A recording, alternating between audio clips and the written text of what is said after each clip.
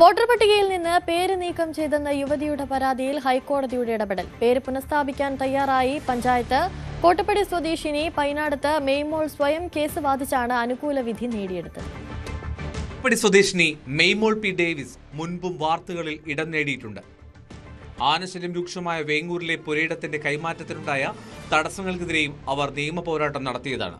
ഹൈക്കോടതി ഉത്തരവിനെ തുടർന്ന് വനം വകുപ്പ് ഭൂമി ഏറ്റെടുക്കുകയും അതിനായി 45 ലക്ഷം രൂപ മെയ്മോൾക്ക് നൽകുകയും ചെയ്തു. ഇപ്പോൾ രണ്ടാമതും നീതി നിഷേധിക്കുന്നതിനെതിരെ ഒറ്റയാൾ പോരാട്ടം നടത്തി വിജയിച്ചിരിക്കുകയാണ് യുവതി.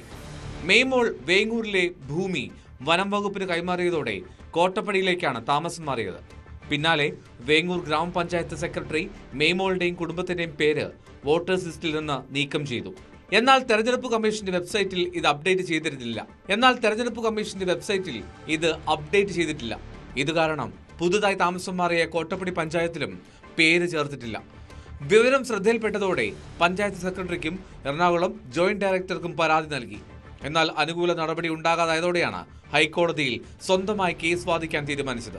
തദ്ദേശ സ്വയംഭരണ സ്ഥാപനങ്ങളിലേക്കുള്ള ലിസ്റ്റില് പേര് ചേർക്കണമെന്നുണ്ടെങ്കിൽ നമ്മളൊരു സ്ഥലത്ത് ഏറ്റവും കുറഞ്ഞത് 6 മാസമെങ്കിലും താമസം വേണം. ഞാനിപ്പോ പുതിയ സ്ഥലത്തേക്ക് ഞാൻ ഇപ്പൊ പുതിയതായിട്ട് താമസിക്കുന്ന കോട്ടപ്പടി പഞ്ചായത്തിന് കീഴിലേക്ക് എന്റെ വോട്ട് സ്ഥിരപ്പെടുത്താനോ അല്ലെങ്കിൽ ചേർക്കാനോ വേണ്ടിയിട്ട് എനിക്കൊരു സമയപരിധി കിട്ടിയിട്ടില്ല.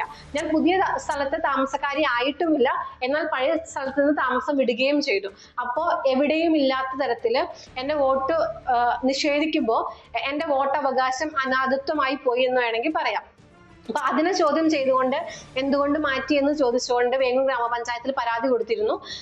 സെപ്റ്റംബർ 25-ാം തീയതിയാണ് പരാതി കൊടുക്കുന്നത്. അപ്പോൾ അവർ പറഞ്ഞു താമസം മാറിയതിനാലാണ് എന്ന് പറഞ്ഞു.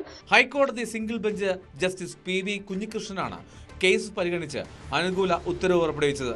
ഇതോടെ മെയ്മോളും അമ്മയും സഹോദരനും ഉൾപ്പെടെ 3 പേരുടെ പേരാണ് വോട്ടർ പട്ടികയിൽ പുനഃസ്ഥാപിച്ചത്. സമ്മതിദാന അവകാശത്തിനു വേണ്ടി ഒറ്റയാൾ പോരാട്ടം നടത്തിയ മെയ്മോളുടെ കഥ നിരവധി പേർക്ക് പ്രചോദനമാണ്. ന്യൂസ് 18 എറണാകുളം.